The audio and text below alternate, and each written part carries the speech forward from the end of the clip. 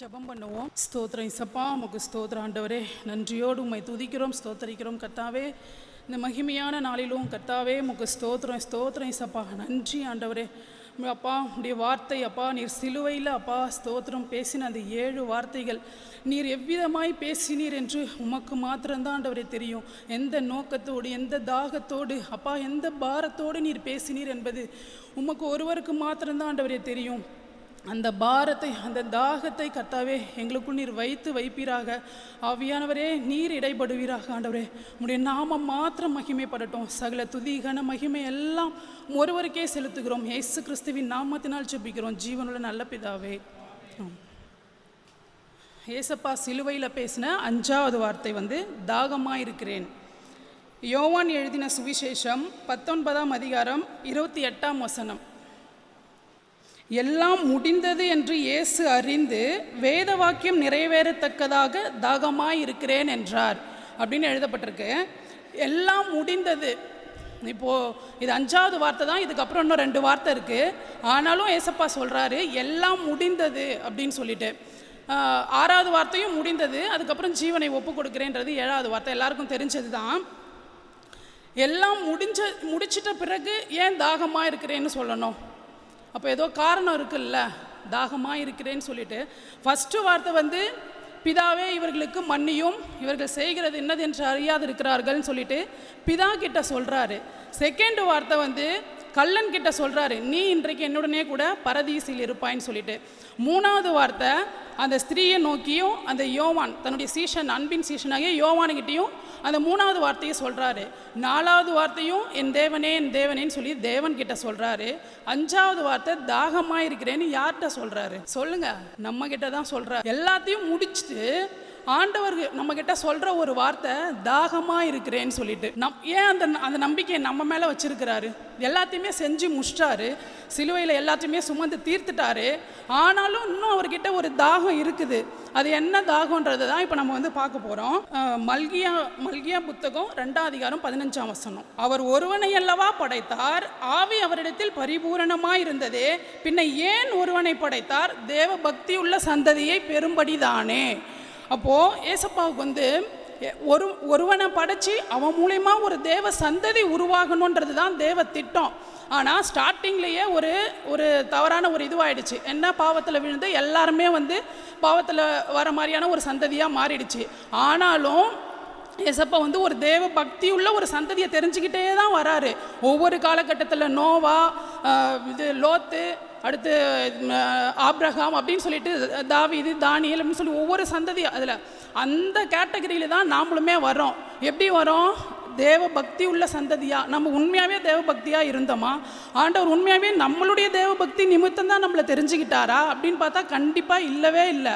ஆனாலும் அவருடைய கிருபையினால் நம்மளை தெரிஞ்சுக்கிட்டு நம்ம மூலயமா ஒரு தேவ பக்தி உள்ள சந்ததி உருவாகணும்னு நம்மக்கிட்ட சொல்கிறாரு தாகமாக இருக்கிறேன்னு சொல்லிட்டு. அடுத்து நம்ம எபிரேயர் புஸ்தகத்தில் எபிரேயர் 2:16 நீங்கள் வாசிங்க. யாருக்கு கை கொடாமல் யாருக்கு கை கொடுத்தாராம்? ஆபிரகாமின் சந்ததிக்கு கை கொடுத்துருக்கிறாரு, தேவ தூதருக்கு கை கொடுக்கல. அந்த ஸ்தானத்தில் நம்மளை கொண்டு போய் வச்சிருக்கிறாரு. தேவ தூதர்கள் இருந்த அந்த ஒரு இடத்துல ஒரு பாவப்பட்ட ஒரு மனுஷனாகிய நம்மளை தெரிந்து கொண்டு நம்ம மூலயமா ஒரு தேவ பக்தி உள்ள சந்ததி உருவாகணும்னு சொல்லி நம்மளை கொண்டு போய் அந்த ஸ்தானத்தில் வச்சிருக்கிறாரு. அப்போ நம்ம என்ன பண்ணணும்? இப்போ அவர் நினச்சிருந்தா என்ன பண்ணியிருக்கலாம்? அந்த தேவ தூதர்களே கூட அவங்க பெருமையாக நினச்சது நிமித்தமாக தான் அவங்க விழுந்தாங்க. அந்த தேவ தூதர்களையே கூட சரி பண்ணி அந்த இடத்துல வச்சுருந்துருக்கலாம்ல. ஆனால் அவங்கள எடுத்துட்டு அவங்களுக்கு கை கொடாமல் ஆண்டவர் யாருக்கு கை கொடுத்துருக்கிறாரு? நமக்கு கை கொடுத்துருக்கிறாரு. இந்த ஸ்தானத்தை பெற்றிருக்கிற நாம் எப்படி இருக்கிறோம் இன்னைக்கு? ஆண்டவருடைய தாகத்தை அறிஞ்சவங்களாம் இருக்கிறோமா அன்னைக்கு? அப்போ இந்த ஸ்தானத்தை பெற்றிருக்கிற நாம் இன்னும் அநேகருக்கு எப்படி இருக்கணும்? 1 கொரிந்தியர் 1:21 நம்ம வாசித்தோம் அப்படின்னா, தேவ ஞானத்துக்கேற்றபடி உலகமானது சுய ஞானத்தினாலே தேவனை அறியாதிருக்கையில். சுய ஞானத்தினால யாருமே தேவனை அறிஞ்சிக்கவே முடியாது. நம்ம ஞானத்தினால நம்ம ஆண்டவரை தெரிஞ்சுக்கிட்டோமா? அவருடைய கிருபையினால் அவர் நம்மளை செலக்ட் பண்ணியிருக்கிறார், நம்மளை சூஸ் பண்ணியிருக்கிறாரு. நம்மளை செலக்ட் பண்ணி யாரோ ஒருத்தவங்க மூலயமா, அந்த தேவ பக்தி உள்ள ஒரு சந்ததியின் மூலமாக நமக்கு அவரை வெளிப்படுத்தி இருக்கிறாரு. எப்படி வெளிப்படுத்தியிருக்கிறாரு?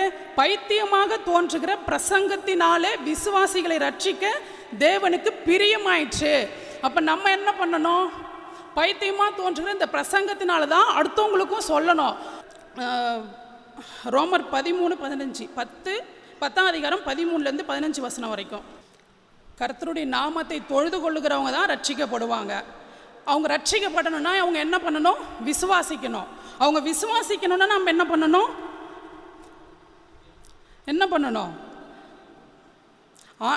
அவரை குறித்து கேள்விப்படணும். அவரை குறித்து கேள்வி பண்ணணும்னா என்ன பண்ணணும்?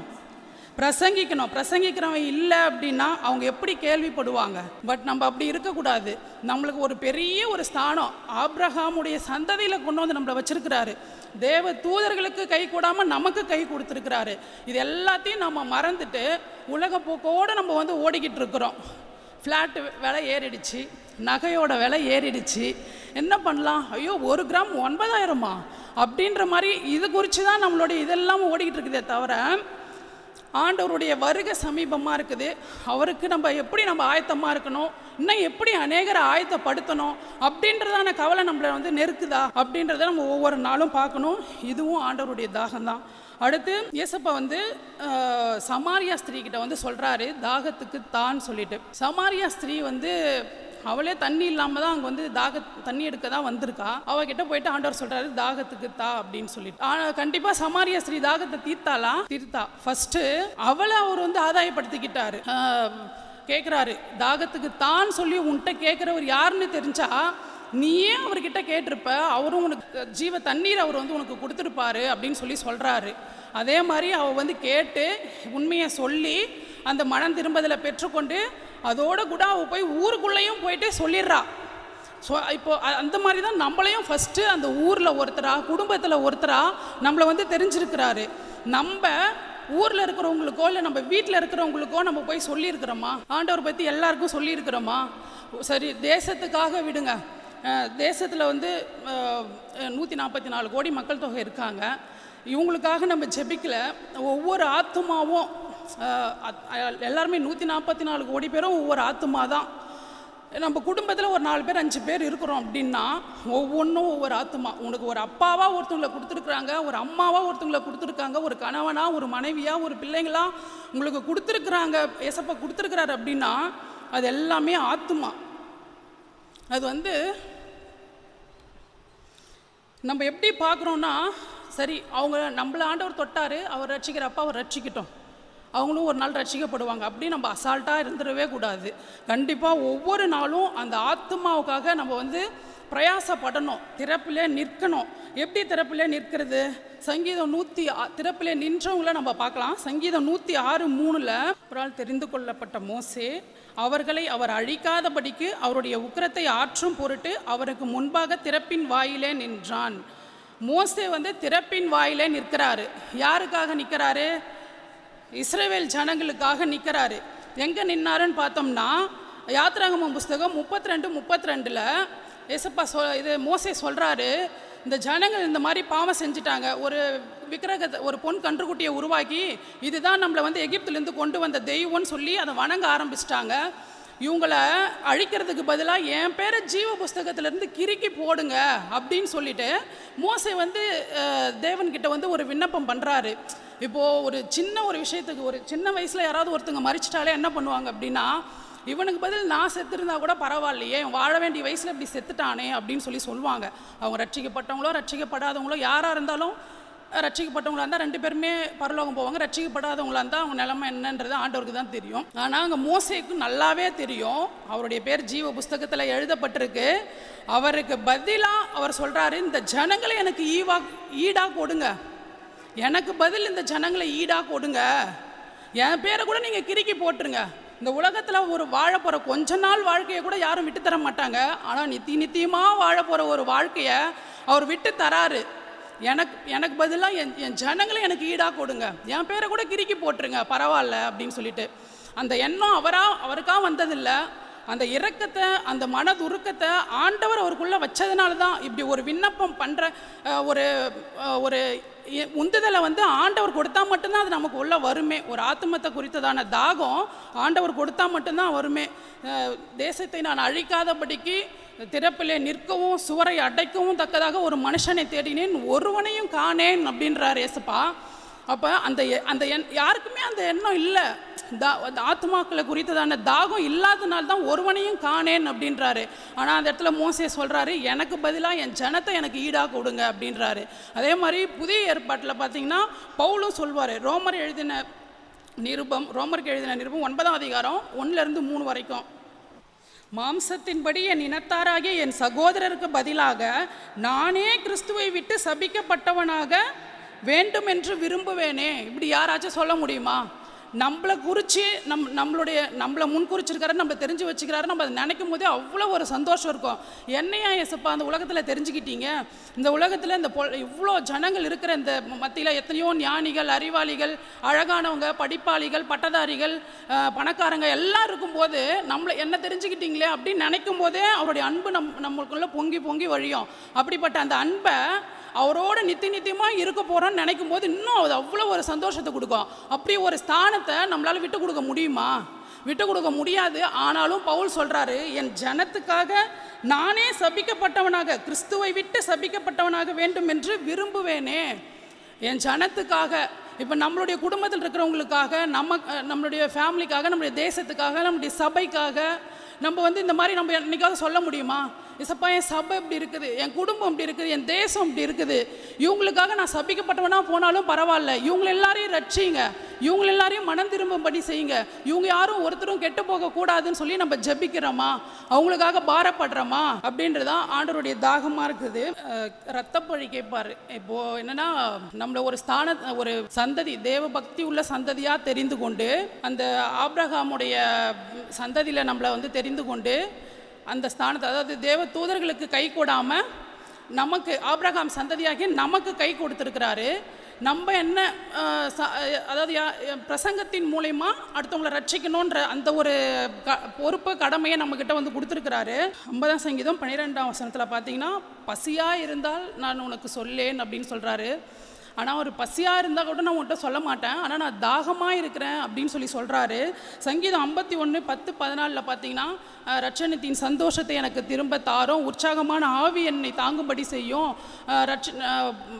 உம்முடைய பரிசுத்தாவி என்னிடத்துலேருந்து எடுத்துக்கொள்ளாதிரும் சொல்லிட்டு, இதெல்லாம் எதுக்கு அப்படின்னு சொல்லி பார்த்தீங்கன்னா, நம்முடைய பாதகருக்கும் உடைய வழிகளை நான் உபதேசிப்பேன், அவர்கள் மனம் திரும்புவாங்க, அப்பொழுது இரத்த பழிகளுக்கு என்னை நீங்களாக்கி விடும் அப்படின்னு சொல்லிட்டு, இது எல்லாத்தையும் பரிசுத்த என்னிடத்துல இருக்கிறாரு, நான் பரிசுத்தமாக இருக்கிறேன், ஆவியானவர் தான் என்னை நடத்துகிறாரு அப்படின்னு சொல்லிட்டு பாவிகளுக்கு வழிகளை நம்ம உபதேசிக்காமல் இருந்தோம் அப்படின்னா கண்டிப்பாக இரத்த பழியை நம்மக்கிட்ட கேட்பார்.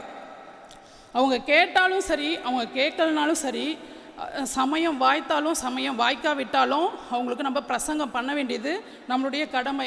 சுவிசேஷத்தை நான் பிரசங்கியாது இருந்தால் எனக்கு ஐயோன்னு சொல்லப்பட்டிருக்கிறது. அடுத்து ஒரு சத்ரு பசியாக இருந்தால் கூட என்ன பண்ணணுமா? போஜனம் கொடுக்கணும்.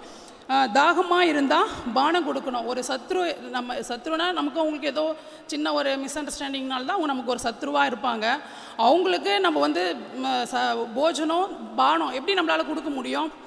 ஆண்டவருடைய ஜீவ அப்பமாகிய அவரையும் ஜீவ தண்ணீராகிய அவரையும் சொல்லணும். போயிட்டு அந்த ஒரு கஷ்டத்தில் அவங்க வேதனையில் இருக்கும்போது அவங்களுக்கு போய் சொல்லணும், என்கிட்ட நீ சண்டை போட்டல, அதுக்கு தான் உனக்கு இந்த மாதிரி. அப்படி நமக்கு அந்த மைண்ட் தாட்டே வரக்கூடாது. அது ஆண்டவருடைய அன்பே இல்லை. நியாயப்பிரமாணத்தின் படி பார்த்தோங்கன்னா 10 கட்டளைகள் இருக்கு இல்லையா, அதை விட பயங்கரமான ஒரு இதுதான் புதிய ஏற்பாட்டு கட்டளைகள்லாம். அதில் விபச்சாரம் செஞ்சாதான் பாவம், இதில் ஒரு ஸ்திரீயை இச்சையோடு பார்த்தாலே பாவம். அதில் அந்த 10 கட்டளைகளையும் கடைப்பிடிச்சாதான். ஆனால் இதில் எப்படின்னா, பிதாவாகிய தேவனை முழு இருதயத்தோடும் முழு ஆத்மோடும் முழு பலத்தோடும் முழு மனதோடும் அன்பு கூறணும். இந்த அடுத்து உன்னிடத்தில் நீ அன்பு கூறுவதில்லை, பெருநிடத்திலும் அன்பு கூறணும். இந்த ஒரு கட்டளையே என்ன ஆகுதுன்னா, இந்த நியாயப்பிரமாணத்தின் எல்லா கட்டளைகளுக்கும் சமமானது. அன்பு நம்மக்கிட்ட இருந்தது அப்படின்னா கண்டிப்பாக நம்ம சத்ருவுக்கு போயிட்டு என்ன பண்ணுவோம்? நம்ம போஜனம் கொடுப்போம், அவங்களுடைய தாகத்தையும் நம்ம தீர்ப்போம். என்னுடைய சந்நிதியில் வெறும் கையோடே வர வேண்டாம்னு சொல்லி நம்ம பழைய ஏற்பாட்டில் வாசிக்கிறோம். அவருடைய சந்நிதி மீன்ஸ் நம்ம பரலோகத்துக்கு போகும்போது அந்த உலகத்தில் நம்ம எதையும் கொண்டு வந்ததில்லை, எதையும் கொண்டு போக போகிறதில்ல. எத்தனை நம்ம வீடு வாங்கியிருந்தாலும் கட்டியிருந்தாலும், எவ்வளோ நிலங்கள் நம்மளுக்கு நகைகள் பணங்கள் பேங்க் பேலன்ஸ் எல்லாமே இருந்தாலும் நம்ம எதையுமே கொண்டு போக போகிறதில்ல. நம்ம கொண்டு போக போகிற ஒரே ஒன்று என்னென்னா ஆத்துமாக்கள் மட்டும்தான். அந்த ஆத்துமாக்கள் நம்ம எவ்வளோ சம்பாரித்து வச்சுருக்கிறோம், இதை ஒவ்வொரு நாளும் நம்ம தியானிக்கணும். ஆண்டவருடைய தாகம் எப்படி, அவருடைய தாகத்தை நம்ம அறிஞ்சிக்க முடியும் அப்படின்னா, ஒரு பர்சன் கிட்ட நம்ம உட்காந்து பேசுகிறோம் அப்படின்னா ஒரு 5 நிமிஷமாவது அவங்க கிட்ட பேசினாதான் அவங்கள பற்றின இது நமக்கு தெரியுமே. அவங்கள பற்றி அவங்க என்ன பண்ணுறாங்க, அவங்க பேர் என்ன, அவங்க வீடு என்ன, அவங்களுக்கு எத்தனை பசங்க, அவங்க குடும்பம் எப்படின்னான்றது அவங்கள பற்றி நமக்கு டீட்டெயில்ஸ் எல்லாம் தெரியும். பேசவே இல்லைன்னா அவங்கள பற்றி நமக்கு என்ன தெரியும்? யாரோ மூலியமாக தெரிஞ்சுக்கிட்டாலும் அது தவறு. பட் ஒருத்தரை பற்றி நம்ம தெரிஞ்சுக்கணும் அப்படின்னா அவங்களோட உட்காந்து அவங்களுக்கு டைம் ஸ்பெண்ட் பண்ணால் மட்டும்தான் அவங்கள தெரிஞ்சிக்க முடியும்.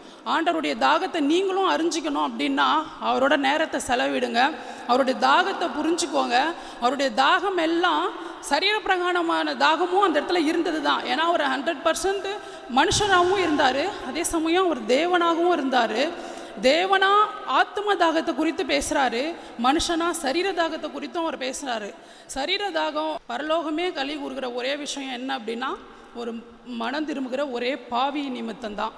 அந்த பரலோகம் சந்தோஷப்படும்படியாகவும் ஆண்டவருடைய நாம மகிமைப்படும்படியாகவும் அவர் நம்மளுடைய அழைத்ததின் நோக்கத்தையும் அவருடைய தாகத்தையும் நம்ம அறிந்திருந்தோம். ஆனால் கண்டிப்பாக நிச்சயம் நாமளும் ஆத்ம ஆதாயம் செய்வோம், அவருடைய தாகத்தை நம்ம தீர்ப்போம். சார் நம்ம ஜெபிக்கலாம். ஸ்தோத்திரம் இசப்பா, உமக்கு ஸ்தோத்திரம் ஆண்டவரே. இதோ இந்த வேலையில் கூட கர்த்தாவே தாகமாக இருக்கிறேன் என்று சொல்லி அப்பா நீர் எங்களோடு பேசின வார்த்தைகளுக்காக நன்றி ஆண்டவரே. அப்பா ஸ்தோத்திரம், உடைய தாகத்தை நாங்கள் உண்மையாய் அறிந்திருந்தோம். ஆனால் கர்த்தாவே எங்களுடைய தேசத்திற்காக, எங்களுடைய சபைக்காக, எங்களுடைய குடும்பங்களுக்காக நாங்கள் திறப்பிலே நின்றிருப்போம் ஆண்டவரே. அப்பா எங்களுடைய கண்ணீரின் ஜெபத்துக்கு நீர் ஒரு நாளும் கர்த்தாவே பதில் அப்பா கொடுக்காத தேவன் ஆண்டவரே. நாங்கள் கண்ணீர் விட்டு அழும்போதெல்லாம் என் தேவனாகிய கர்த்தர் எங்களுடைய சமீபத்தில் வந்து எங்களுடைய விண்ணப்பங்களுக்கு நீர் பதில் கொடுக்கிற தேவனாக இருக்கிறீர்.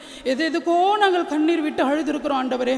ஆனாலும் ஒவ்வொரு நாளும் தகப்பனே நாங்கள் ஆத்துமாக்களுக்காக நாங்கள் கண்ணீர் விட கர்த்தாவே எங்களுடைய முழங்கால்கள் உமக்கு முன்பாக முடங்க அப்பா ஸ்தோத்திரம், எங்களுடைய தலையெல்லாம் தண்ணீராகவும் கர்த்தாவே எங்களுடைய கண்கள் எல்லாம் கண்ணீராகவும் மாற கர்த்தாவே உடைய கரத்தில் எங்களை ஒப்பு கொடுத்து ஜெபிக்கிறோம்.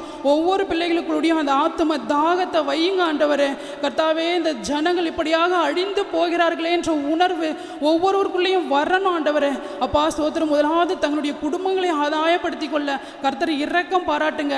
சபைக்காக ஜெபிக்க, தேசத்திற்காக ஜெபிக்க, திறப்பிலே நிற்க ஒவ்வொருவருக்கும் உணர்த்துங்க ஏசப்பா. நீங்க நடத்துங்க, ஆளுகை செய்யுங்க ஏசப்பா. சகல துதிகன மகிமையெல்லாம் ஒருவருக்கே செலுத்துகிறோம்.